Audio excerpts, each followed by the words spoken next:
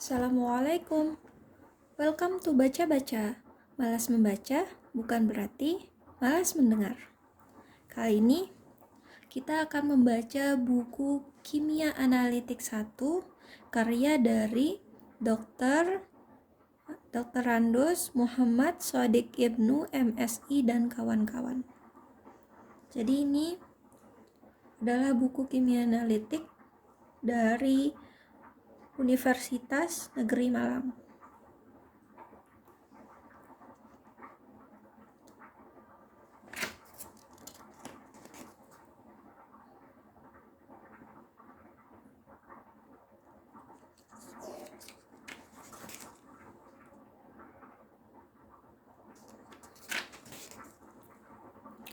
Daftar isi yang ada di buku ini pada bab 1 akan dibahas pendahuluan, ruang lingkup kimia analitik, 1.2 metode ilmiah dalam analisis kimia, 1.3 prosedur analisis dan teknik sampling, 1.4 pelarutan dan peleburan, 1.5 pemisahan komponen analit, 1.6 rangkuman, 1.7 soal-soal latihan.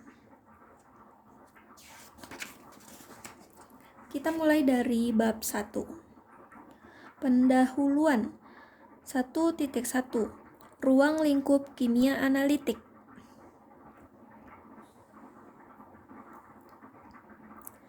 Kimia analitik merupakan cabang ilmu kimia yang mempelajari dasar-dasar analisis kimia. Kimia analitik telah berkembang sangat lama, setua perkembangan keilmuan IPA itu sendiri. Upaya untuk mengetahui komposisi bahan kimia di alam yang umumnya ada dalam keadaan campuran harus dilakukan melalui metode analisis yang sesuai. Mengetahui komposisi bahan kimia baik dalam jenis maupun jumlah adalah kerja sehari-hari dari ahli kimia yang bergerak dalam kimia analitik. Secara garis besar, pekerjaan analisis kimia dapat digolongkan dalam dua kategori besar, yaitu analisis kualitatif dan analisis kuantitatif. Melalui analisis kualitatif dan kuantitatif, kita dapat mendeteksi dan mengidentifikasi jenis dan jumlah dari komponen penyusun bahan yang dianalisis atau lebih dikenal sebagai analit. Komposisi analit yang dipelajari dalam tiap proses analisis meliputi berbagai spesies, dapat berupa unsur, ion, molekul, radikal, maupun isotop. Perkembangan instrumen sebagai hasil perkembangan teknologi memungkinkan kita melakukan analisis dalam berbagai bentuk komposisi analit. Adapun tujuan utama analisis kualitatif adalah mengidentifikasi komponen dalam zat kimia. Analisis kualitatif menghasilkan data kualitatif, seperti terbentuknya endapan, warna, gas, maupun data non-numerik lainnya. Umumnya, dari analisis kualitatif hanya dapat diperoleh indikasi kasar dari komponen penyusun suatu analit. Analisis kualitatif biasanya digunakan sebagai langkah awal untuk analisis kuantitatif. Pada berbagai cara analisis modern seperti cara-cara analisis spektroskopi dapat dilakukan analisis kualitatif dan kuantitatif secara bersamaan, sehingga waktu dan biaya analisis dapat ditekan seminimal mungkin dan perolehan hasilnya lebih akurat.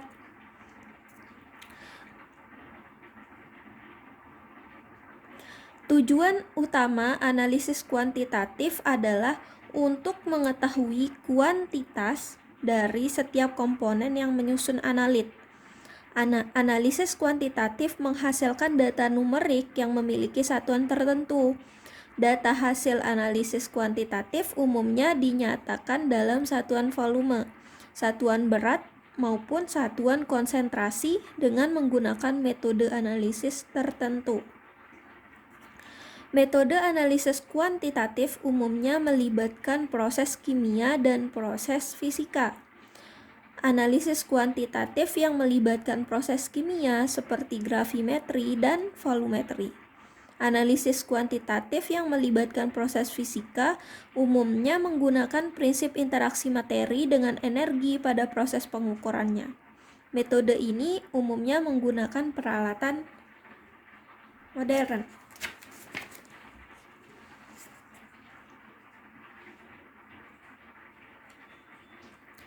seperti polarimeter, spektrometer, sehingga sering dikenal sebagai analisis instrumen.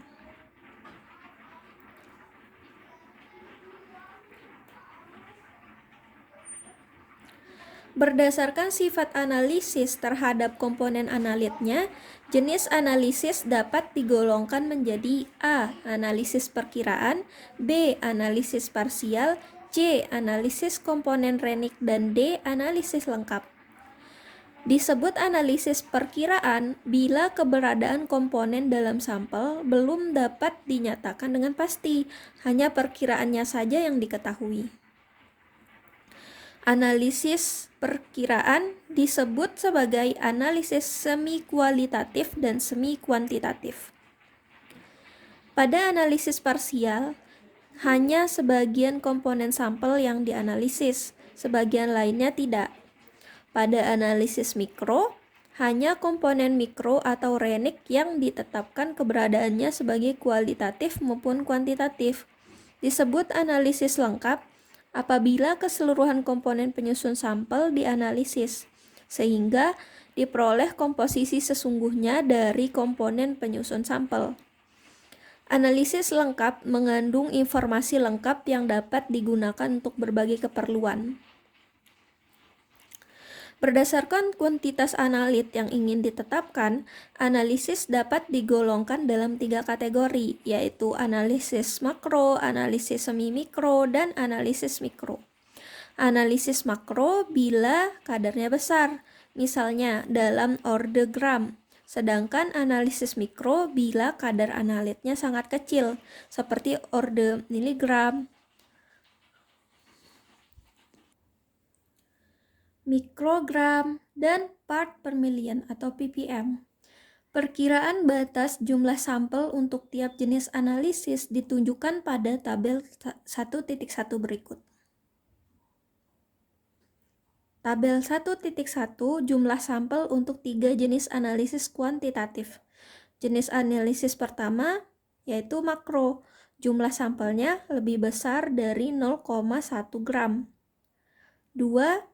Semi mikro, jumlah sampelnya 0,01 sampai 0,1 gram. Jenis ketiga yaitu mikro, jumlah sampelnya kurang dari 0,01 gram. Analisis makro dapat menggunakan proses kimia maupun proses fisika, tetapi untuk analisis mikro hanya analisis instrumen yang mampu memperoleh hasil yang akurat. Pemakaian proses kimia untuk analisis mikro sering menghasilkan kesalahan, karena kepekaan analisis dengan proses kimia biasanya rendah. Perkembangan instrumen analisis saat ini memungkinkan analisis sampai tingkat atom yang memiliki orde nano. Jenis analit dalam analisis kimia sangat bervariasi, mulai bahan anorganik dalam bentuk batuan, biji logam, bahan radioaktif, bahan konduktor, superkonduktor, keramik, maupun bahan anorganik lainnya. Bahan organik baik alam maupun sintetik meliputi komponen penyusun tanaman, binatang, dan manusia, bahan makanan, karbohidrat, lemak, protein, vitamin, polimer sintetik, dan komposit. Setiap kali kita memerlukan uji komposisi, kualitas dari berbagai bahan tersebut pastilah diperlukan analisis kimia. Betul nggak? Divisi Riset dan Pengembangan (Research and Development) atau R&D dan Divisi Uji Multi Quality Control atau QC dari industri senantiasa memerlukan analisis kimia. Apapun jenis bahan baku dan produk dari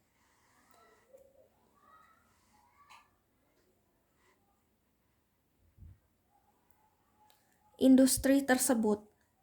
Dalam setiap perkembangan cabang keilmuan kimia senantiasa memerlukan analisis kimia sebagai jembatannya.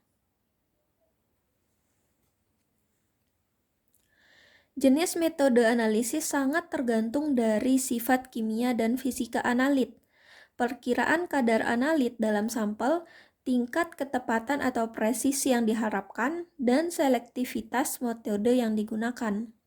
Hal lain yang kadang digunakan untuk pemilihan metode analisis adalah kecepatan analisis dan biaya analisis. Beberapa jenis metode analisis yang sering digunakan beserta perkiraan jenis analit, konsentrasi analit, ketepatan selektivitasnya tercantum pada tabel 1.2 berikut. Ini adalah tabel perbandingan beberapa jenis analisis. Jenis metode yang pertama itu ada gravimetri. Perkiraannya untuk jumlah analit dalam satuan mol per liter itu 10⁻⁴ sampai 10⁻⁻². Ketepatannya mencapai 0,1%. Selektivitas rendah sampai menengah. Jenis bahan analitnya yaitu anorganik. Jenis metode kedua yaitu titrimetri, di mana jumlah analit yang bisa diperkirakan mencapai 10⁻⁻⁴ sampai 10⁻⁻⁴ mol per liter. Untuk ketepatannya mencapai 0,1 sampai 1%. Selektivitasnya masih rendah sampai menengah, sama seperti gravimetri. Terus jenis bahan analitnya yaitu ada anorganik maupun organik.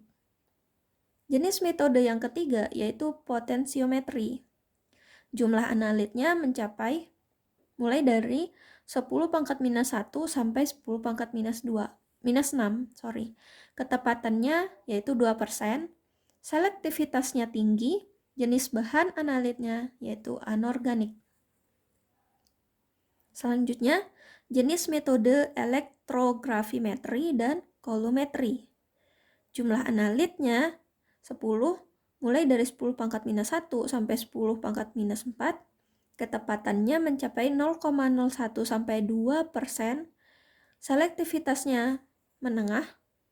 Jenis bahan analitnya anorganik maupun organik.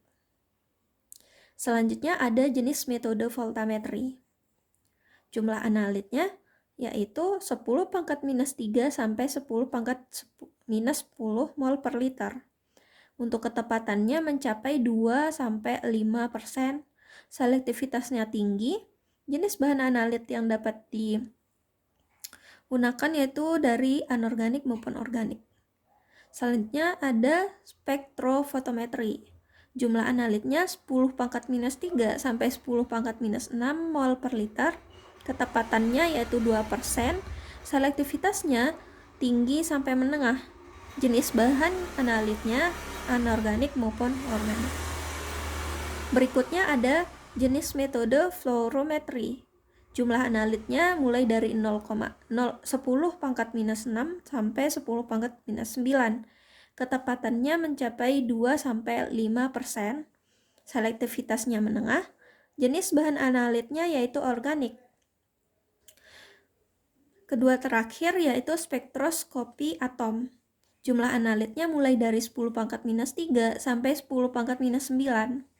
Adapun ketepatannya mulai dari 2 sampai 10%. Selektivitasnya tinggi. Jenis bahan analitnya itu anorganik maupun organologam. Terakhir, ada jenis metode kromatografi. Jumlah analitnya mulai dari 10⁻⁻³ sampai 10⁻⁹. Ketepatannya mulai dari 2 sampai 5%. Selektivitasnya tinggi. Jenis bahan analitnya yaitu organik dan multikomponen.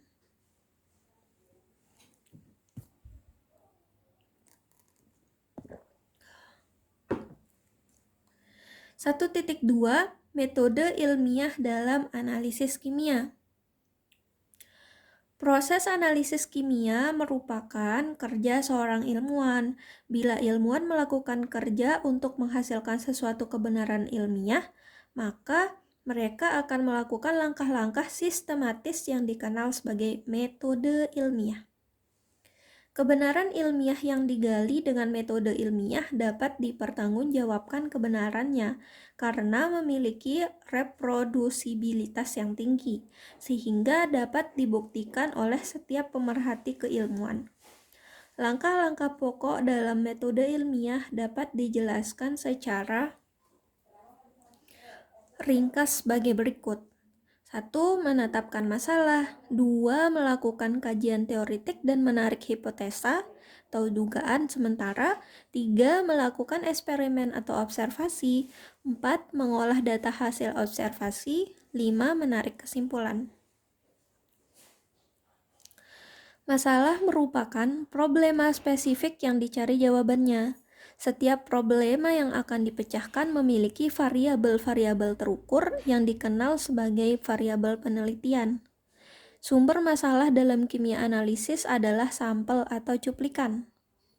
Sampel pada umumnya bagian kecil dari analit atau fasa ruah yang mewakili analit, sehingga hasil analisis sampel mewakili populasi.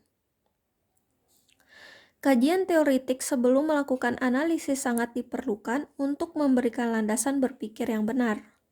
Melalui kajian teoretik yang mendalam akan terhindarkan analisis secara trial dan error yang sangat merugikan dari segi waktu maupun pemakaian bahan kimia. Melalui kajian teoretik, kita mampu menarik hipotesis sebagai jawaban sementara atas masalah. Hipotesis yang didasarkan pada kajian teoretik yang mendalam merupakan panduan yang baik untuk melakukan eksperimen. Observasi, hukum, dan teori merupakan 3 pilar utama untuk kemajuan setiap bidang keilmuan, terutama dalam bidang ilmu pengetahuan alam. Observasi menghasilkan data kualitatif dan kuantitatif yang digunakan sebagai landasan untuk merumuskan hukum. Penjelasan atas hukum dinyatakan dalam teori yang dapat digunakan sebagai landasan berpikir pada observasi selanjutnya. Dengan demikian, antara observasi, hukum, dan teori membentuk siklus yang mampu memacu cepatnya perkembangan ilmu kimia. Secara ringkas, siklus metode ilmiah digambarkan pada gambar 1.1 berikut. Perkembangan kimia analisis tidak terlepas dari aplikasi metode ilmiah dan kemajuan teknologi yang mendukungnya. Yang namanya siklus pasti selalu seperti ini ya. Mulai dari observasi dulu, dari observasi kita dapat mengungkapkan teorinya. Dari teori tersebut maka terbentuklah suatu hukum. Hukum ini untuk melengkapi dari observasi.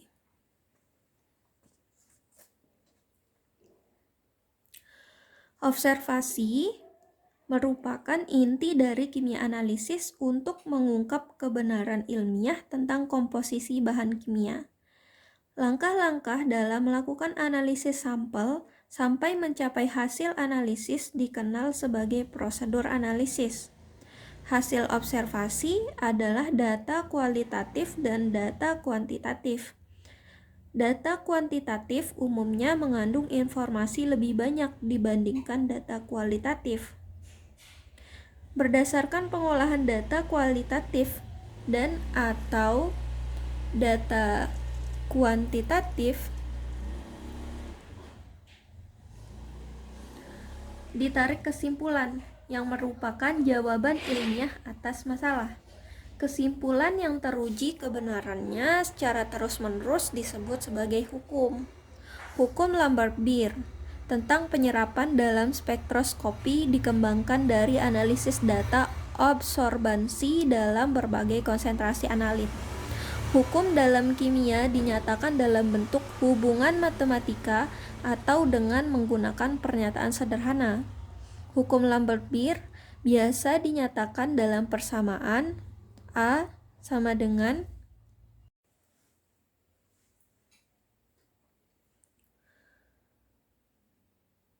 A sama dengan absorptivitas molar B kali C.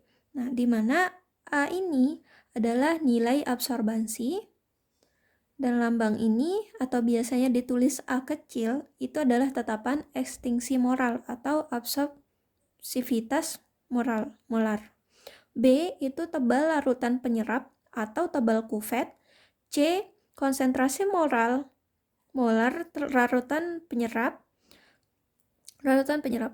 Hukum Lavoisier dinyatakan dengan persamaan sederhana. Massa zat sebelum dan sesudah reaksi adalah sama. Ini sudah sering kita dengar ya. Hukum tidak memberikan penjelasan rinci. Penjelasan rinci tentang fenomena yang dilandasi oleh hukum dikenal sebagai teori. Teori kuantum tentang cahaya merupakan penjelasan rinci dari hukum Planck, di mana rumus hukum Planck yaitu E sama dengan H ini tetapan Planck, kali C kali lambda minus 1. 1.3 Prosedur analisis dan teknik sampling. Hasil analisis dari suatu proses analisis kimia harus menggambarkan kebenaran ilmiah.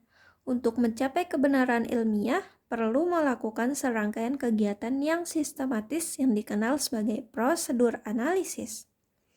Rangkaian kegiatan yang dilakukan sebagai seorang analis sangat tergantung dari objek analisis yang dihadapinya, serta hasil yang diharapkannya.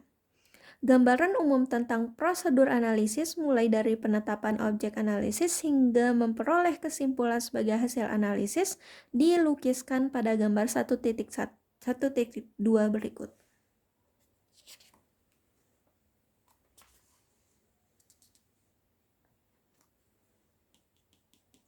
Gambar 1.2 Prosedur umum analisis bahan kimia.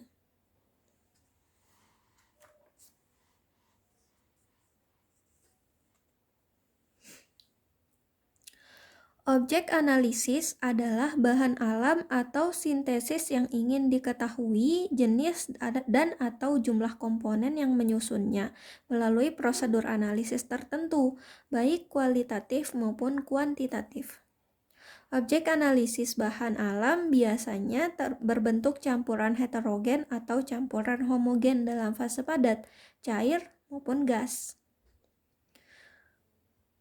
Objek analisis bahan alam diambil dari suatu luasan daerah kajian atau penelitian. Objek analisis tidak mungkin secara keseluruhan dianalisis di lab, karena hanya memboroskan waktu dan biaya. Dari objek analisis diambil sejumlah tertentu yang representatif. Arti dari representatif yaitu dapat mewakili dari sampel tersebut untuk dikumpulkan menjadi sampel lapangan. Pengambilan sampel lapangan biasanya juga masih menghasilkan kuantitas yang masih terlalu banyak untuk dianalisis. Sampel lapangan perlu dikurangi untuk mencapai jumlah tertentu yang efektif untuk dianalisis di lab. Pengurangan jumlah sampel lapangan menjadi sampel tereduksi harus melalui cara khusus yang disebut teknik sampling. Teknik sampling harus dikenakan pada sampel lapangan yang benar-benar homogen dalam ukuran partikelnya, terutama untuk sampel lapangan berbentuk padatan. Sebelum perlakuan teknik sampling diperlukan perlakuan fisik awal, misalnya pemecahan, penumbukan, pengadukan, pengayakan yang memungkinkan keseluruhan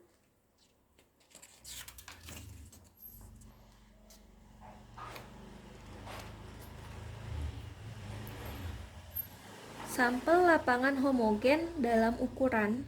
Penting untuk diperhatikan bahwa setiap perlakuan fisik dari sampel lapangan harus tidak menyebabkan kontaminasi atau hilangnya komponen sampel lapangan. Ini adalah gambar 1.2 tentang prosedur umum analisis bahan kimia. Nah, di sini ada objek yang akan dianalisis. Uji pendahuluannya yaitu diambil dari sampel lapangan,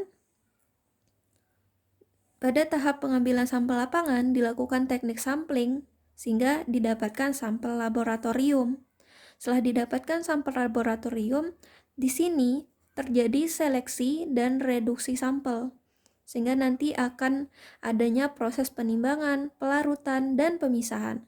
Kemudian dilakukan transformasi kimia, sehingga terbentuklah sampel yang siap diukur. Kalau sudah ada sampel yang siap diukur, maka terjadilah proses pengukuran. Jadi standarnya ini adalah pengukuran. Untuk menentukan sampel siap ukurnya, standarnya yaitu dengan melakukan pengukuran. Dari pengukuran ini, maka kita akan memperoleh data hasil pengukuran sampel. Kemudian,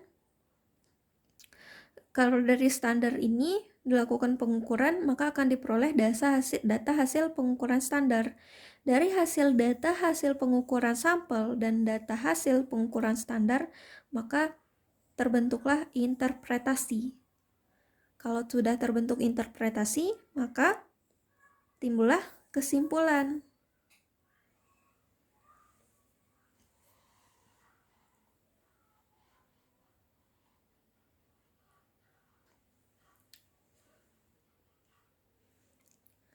Hasil akhir pengurangan sampel lapangan melalui teknik sampling menghasilkan sampel analitik. Sampel analitik selama proses penyimpanan kadangkala ada yang mengalami perubahan komposisi kimiawi karena teroksidasi oleh udara atau terdekomposisi karena perubahan suhu. Terhadap sampel analitik yang tidak stabil ini harus diberi perlakuan awal untuk mencegah dekomposisi kimiawinya. Sampel analitik dalam bentuk gas atau cairan yang berada dalam keadaan kesetimbangan seringkali mengalami dekomposisi termal, sehingga perlu diberi perlakuan awal dengan menempatkan pada kontainer khusus yang suhunya dapat diatur. Sampel padatan dalam bentuk butiran yang diambil dari lapangan perlu dilakukan penimbangan untuk dikaitkan dengan 1. Variasi komposisinya, 2. Ketepatan analisis, dan 3. Ukuran partikel.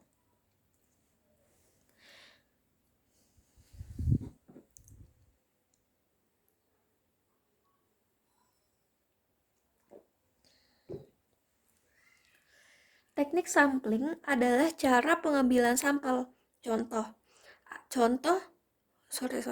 Teknik sampling adalah cara pengambilan sampel, contoh atau cuplikan dari bahan ruah atau lapangan yang menjadi objek analisis. Sampel yang diambil harus menggambarkan komposisi dari objek analisis atau yang bersifat representatif. Agar diperoleh keadaan yang representatif, proses pengambilan sampel harus sistematis, mengikuti langkah-langkah atau tahapan sampling. Tahapan sampling secara umum dapat digambarkan sebagai berikut. Pertama, pengumpulan sampel lapangan atau gross sample dari unit-unit pengambilan sampel di lapangan. Cara penetapan unit pengambilan sampel berbeda-beda tergantung dari jenis bahannya. Kedua, pengukuran jumlah dan ukuran sampel lapangan menjadi partikel-partikel dengan ukuran yang cocok untuk pengiriman ke lab. Proses kedua ini menghasilkan sampel yang dikenal sebagai sampel laboratorium. Ketiga, pengurangan sampel laboratorium menjadi sampel yang siap dianalisis, yang dikenal sebagai sampel analitik. Sampel analitik. Keempat, penyimpanan sampel analitik dengan cara-cara tertentu sesuai dengan sifat sampel analitik.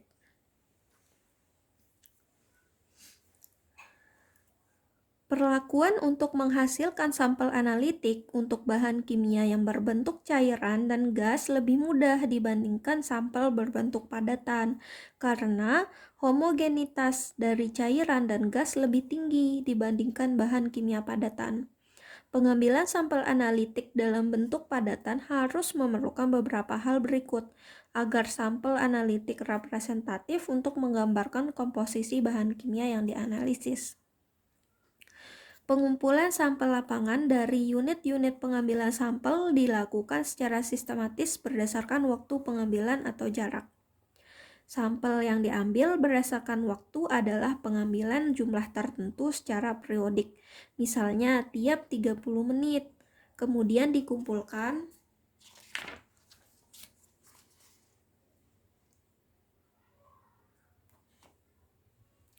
dalam tempat tertentu sebagai sampel lapangan.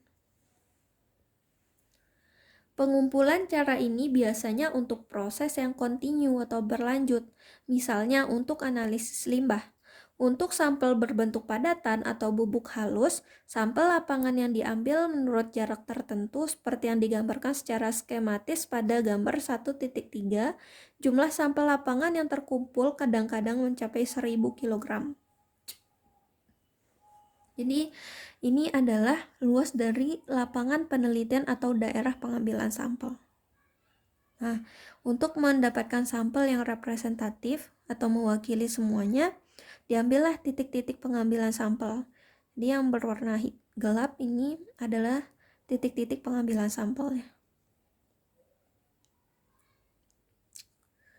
Sampel lapangan perlu diperkecil ukuran dan jumlahnya. Untuk memperkecil ukuran sampel dapat digunakan mesin penghancur jaw crusher, ball mill, bila jumlah sampelnya sangat besar. Ini alatnya. Terus bila jumlah sampel lapangannya kecil, pengecilan ukuran dapat digunakan mortar plater dari baja atau mortar agent. Pengurangan jumlah sampel lapangan yang masih terlalu banyak dilakukan setelah penghalusan menghasilkan ukuran sekitar 1 inch. Pengurangan jumlah sampel dilakukan seperti pada gambar 1.4 dan 1.5. Gambar 1.4, pengurangan jumlah sampel lapangan tahap awal. Gambar 1.5, pengurangan jumlah sampel lapangan tahap akhir.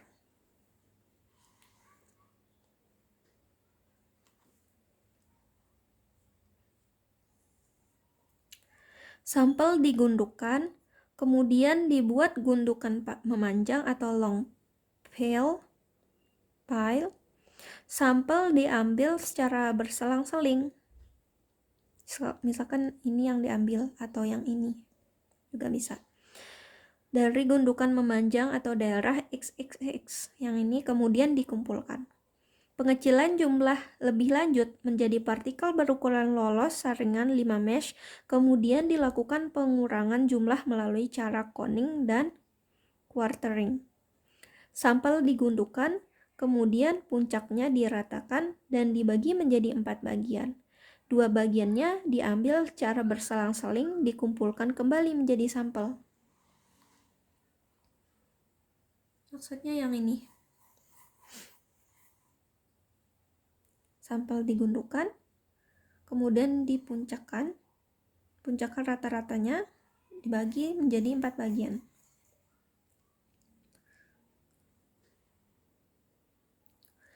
Proses pengambilan sampel dan coning, quartering dilakukan terus hingga diperoleh ukuran partikel sampel yang lolos ayakan berukuran 100-200 mesh. Penyimpanan sampel yang siap dianalisis kadang diperlukan untuk mencegah dekomposisi sampel sekecil mungkin. Beberapa proses yang dapat dicegah melalui cara penyimpanan yang baik adalah penyerapan uap air oleh komponen-komponen sampel yang higroskopis, penyerapan karbon dioksida dari udara, serta oksidasi komponen-komponen sampel oleh oksigen dari udara. Wadah yang biasa dipakai untuk menyimpan sampel adalah botol polietilen bermulut besar, bermulut lebar. Jadi untuk selanjutnya kita akan baca tentang pelarutan dan peluburan pada titik 1 dan 4 dan 1.5. Oke, thank you. Sekian, wassalamualaikum warahmatullahi wabarakatuh. Subhanakallahumma wa bihamdika asyhadu an la ilaha illa anta astaghfiruka wa atubu ilaika.